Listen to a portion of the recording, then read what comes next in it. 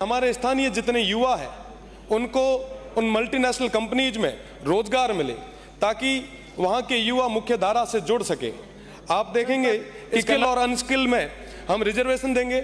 मेरा निवेदन रहेगा प्रदेश की सरकार से कि मैं इस सदन का ध्यान स्थानीय को रोजगार के मामले में आकर्षित करना चाहूंगा। अध्यक्ष महोदय, मैं उस पश्चिमी राजस्थान के उस सीमांत क्षेत्र से आता हूं जहां हमेशा से भौगोलिक रूप से अभाव रहे, रोजगार के कोई साधन नहीं थे।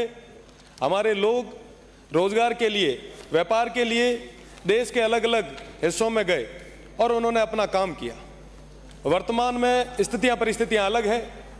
हमारे उस क्षेत्र में कई सारी मल्टीनेशनल कंपनीज आई है और व्यापार के लिए तमाम जितनी भी मल्टीनेशनल कंपनीज आई है उस क्षेत्र की तरफ से, उस क्षेत्र के आम लोगों की तरफ से मैं उनका स्वागत करता हूं। चल रहा है माननीय सदस्य, साथ ही आपके माध्यम से, इस सदन के माध्यम से मैं निवेदन करना चाहूंगा कि हमारे स्थानीय जितने युवा हैं उनको उन मल्टीनेशनल कंपनीज में रोजगार मिले ताकि वहां के युवा मुख्य धारा से जुड़ सके।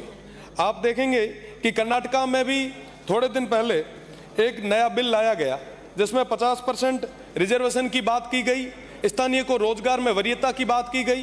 कुछ दिन पहले हरियाणा में एक बिल पे डिस्कस हुआ जिसमें कहा गया कि साहब स्थानीय को रोजगार के लिए हम 70 से 75% तक स्किल और अनस्किल में हम रिजर्वेशन देंगे। मेरा निवेदन रहेगा प्रदेश की सरकार से कि आप स्थानीय को रोजगार दें, युवाओं को आगे बढ़ने का एक मौका दें।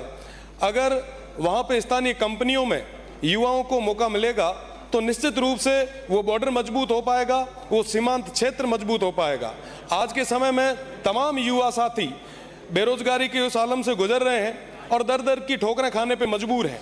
उनकी पीड़ा को समझना चाहिए और स्थानीयों को वहाँ की मल्टीनेशनल कंपनीज में, चाहे वो सोलर की हो, विंड की हो, पेट्रोकेमिकल की हो और तमाम सारी मल्टीनेशनल कंपनीज में उन युवाओं को रोजगार के नए संसाधन देने चाहिए। और साथ ही साथ मेरा निवेदन रहेगा कि उनको स्किल के रूप में उनको अच्छी स्किल देके तैयार भी करने की जिम्मेदारी प्रदेश की सरकार की और हम सब की मिलकर होनी चाहिए। मेरा निवेदन रहेगा कि स्थानीय को आप रोजगार देने का श्रम करावें। धन्यवाद। विकास चौधरी।